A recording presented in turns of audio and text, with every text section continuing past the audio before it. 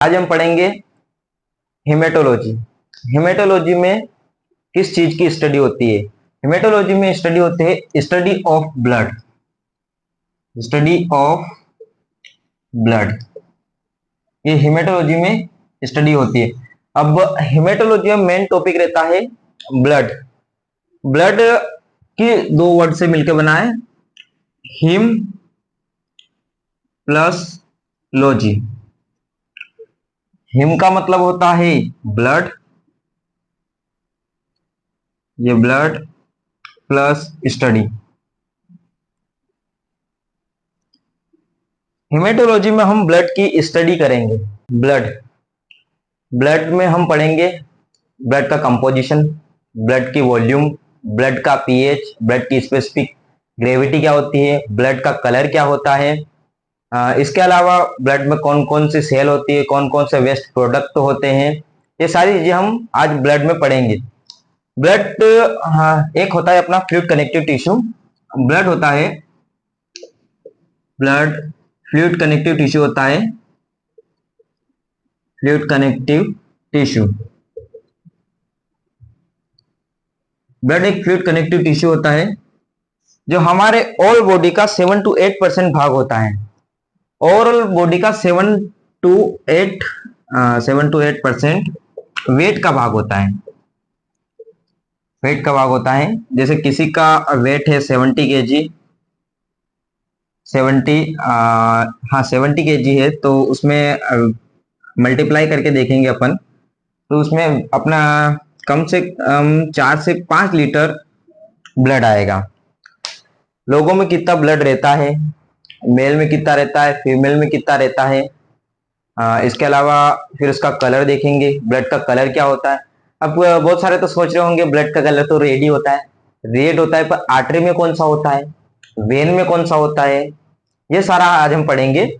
Blood वाली दो चीजें प्रेजेंट होती है, सेल और प्लाज्मा। सेल होती है अपनी बॉडी में 45% और प्लाज्मा जो होता है 55% होता है। सबसे ज्यादा ब्लड में प्लाज्मा होता है, सबसे ज्यादा ब्लड में प्लाज्मा होता है अपने। सेल तीन प्रकार की सेल होती है। पहले होता है आरबीसी, दूसरी होती है डब्ल्यूबीसी और प्लेटलेट। तो आरबीसी का दूसरा नाम क्या है? Red blood cell. हिंदी में इसको बोलेंगे लाल रक्त कर्णिका। और व्हाइट ब्लड सेल जिनको हिंदी में बोलेंगे श्वेत रक्त कर्णिका। और प्लेटलेट का दूसरा नाम होता है थ्रोम्बोसाइट। थ्रोम्बोसाइट। इसके अलावा आरबीसी जो होती है, आरबीसी का दूसरा नाम होता है एरिथ्रोसाइट, डब्ल्यूबीसी का दूसरा नाम होता है ल्यूकोसाइट और प्लेटलेट। आरबीसी का दूसरा नाम होता है एरिथ्रोसाइट, एरिथ्रोसाइट, ल्यूकोसाइट और प्लेटलेट का दूसरा नाम होता है थ्रोम्बोसाइट। इसके अलावा आता है अपना प्लाज्मा। प्लाज्मा में कौन कौन सी चीजें प्रेजेंट होती है? प्लाज्मा में होता है प्रोटीन, विटामिन्स, गैसेस, इसके अलावा वेस्ट प्रोडक्ट और बहुत सारी चीजें रहती है। ईटीसी में बहुत सारी चीजें आ जाएगी, बहुत सारी चीजें अपने प्लाज्मा में प्रेजेंट रहती है। आरबीसी का लाइफ स्पैन कितना होता है? आरबीसी कितने दिन तक जीवित रहती है? लाइफ स्पैन होता है आरबीसी का 120 डेज। आरबीसी का लाइफ स्पैन होता है 120 डेज। जो आरबीसी 120 दिन बाद जो मर जाती है आरबीसी, वो हमारे बॉडी से स्प्लीन में जाके इकट्ठी हो जाती है। स्प्लीन में जाके सारी आरबीसी इकट्ठी हो जाती है। जब अपन देख सकते हैं कि अगर किसी मरीज को चोट लग गई है, उसमें ब्लड फ्लो ज्यादा हो रहा है किसी मरीज का, तो उसमें ब्लड फ्लो ज्यादा हो रहा है, तो फिर स्प्लीन अपने बॉडी का इमरजेंसी इसमें ब्लड स्टोर रहता है। बहुत सारे बोलते होंगे कि सबसे ज्यादा ब्लड स्टोर हार्ट में रहता है। हार्ट में कभी ब्लड स्टोर नहीं रहता है। अगर हार्ट में ब्लड स्टोर रहेगा किसी पेशेंट का, तो उसको हार्ट अटैक हो जाएगा। सबसे ज्यादा ब्लड स्टोर रहता है, कोई बोलेगा कि पेट में रहता है, पेट में भी नहीं रहता है, क्योंकि खाना खाएंगे तो वो पेट में ही जा रहा ना। सबसे ज्यादा ब्लड स्टोर रहता है स्प्लीन में। और बच्चों का जो ब्लड जहां बनता है, बच्चों का जो भ्रूण होते हैं उनका ब्लड बनता है लीवर के अंदर, उनका ब्लड लीवर के अंदर बनता है। और जो एडल्ट मेल होते हैं उनका ब्लड बनता है उनका ब्लड बनता है अपने बोन मेरो के अंदर। एडल्ट मैन होते हैं उनका ब्लड बनता है कहाँ, यहाँ लिख देता हूँ। एडल्ट मैन का ब्लड बनता है, फॉर्मेशन क्या होता है, बोन मेरो के अंदर होता है, बोन मेरो। इसको मिटा देंगे अपन अभी, बोन मेरो के अंदर। और बच्चों का जो ब्लड बनता है वो लीवर के अंदर बनता है।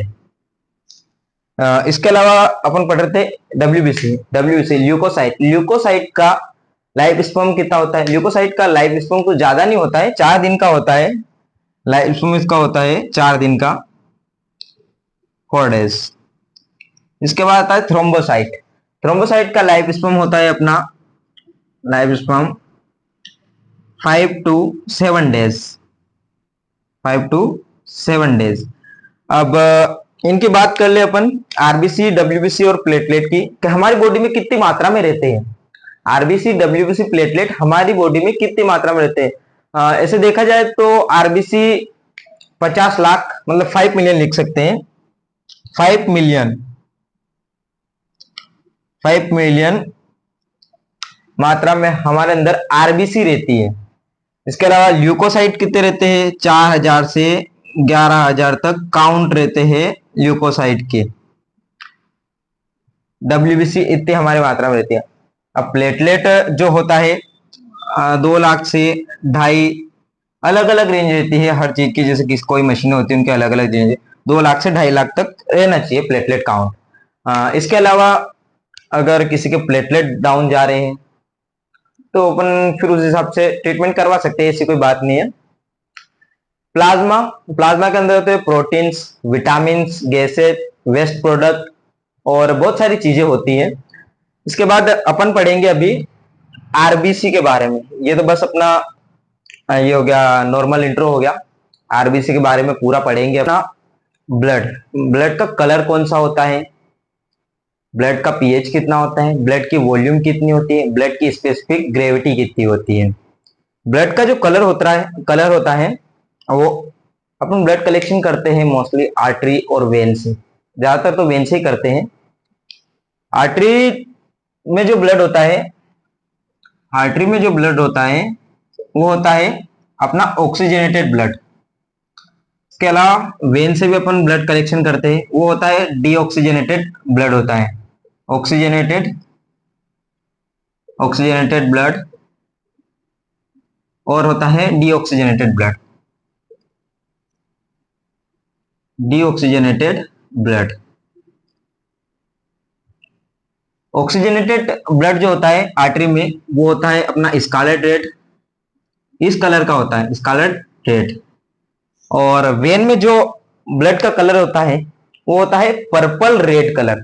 अब कोई बोल देगा कि पर्पल कलर, जब अपन ब्लड कलेक्शन करते हैं थोड़ा अपने को वेन में कलर चेंजेस लगता है, वो होता है purple red colour, purple red colour. अब देख लेते हैं अपन ब्लड की वॉल्यूम कितनी होती है। वॉल्यूम मतलब ब्लड कितना होता है हमारी बॉडी में। मेन में देखिए अपन, अच्छे हेल्दी मैन में देखते हैं, ऐसा नहीं कि अपन किसी बीमार का बता दे। हेल्दी मैन में देखते हैं अपन 5 से 6 लीटर या 5.5 लीटर इतना मेन में होता है। अब वुमेन में देख लेते हैं अपन, जो औरतों में जो ब्लड होता है वो थोड़ा मेंस्ट्रुएशन साइकिल की वजह से कम होता है, इसलिए उनमें अपन देख सकते हैं 5 लीटर, 5 लीटर। कोई ज्यादा फर्क नहीं होता है, कोई बात नहीं है, आधे लीटर का समथिंग फर्क होता है। ये होता है मेन और वुमेन में ब्लड की वॉल्यूम। इसके बाद अपना आता है पीएच। ब्लड का पीएच कौन कितना होता है? ब्लड का पीएच होता है 7.45। हाँ, कोई बोल देंगे कि कभी बढ़ा हुआ 7.45, 7.35, थोड़ा चेंजेस रह सकता है, ऐसी कोई बात नहीं है। ब्लड का जो पीएच होता है वो अपना होता है 7.35, 7.45। ये अपना ब्लड का पीएच होता है। इसके बाद अपने आती है स्पेसिफिक ग्रेविटी। यहां लिख देता हूं, थोड़ी बोर्ड में जगह कम पड़ेगी। स्पेसिफिक ग्रेविटी, ब्लड की स्पेसिफिक ग्रेविटी होती है 1.052 से टू 1.062। ये ब्लड की स्पेसिफिक ग्रेविटी होती है। आप हमारे चैनल पे आइए, इसके बाद अपन सारे हिमेटोलॉजी के टॉपिक पूरे करेंगे। जो ब्लड का, ये तो पूरी हिमेटोलॉजी है, ब्लड में अपन पूरी हिमेटोलॉजी के बारे में पढ़ेंगे। ब्लड में अपन इसके बाद अपन पढ़ेंगे आरबीसी के बारे में, पूरी आरबीसी आपको मैं समझाऊंगा। डब्ल्यूबीसी के बारे में अपन पढ़ेंगे, प्लेटलेट के बारे में पूरा डिटेल में अपन पढ़ेंगे। इसके अलावा बहुत सारी ऐसी चीजें हैं जो मैं आपको ने ब्लड से, हिमेटोलॉजी से रिलेटेड सारी चीजें आपको बताऊंगा। जी नमस्कार।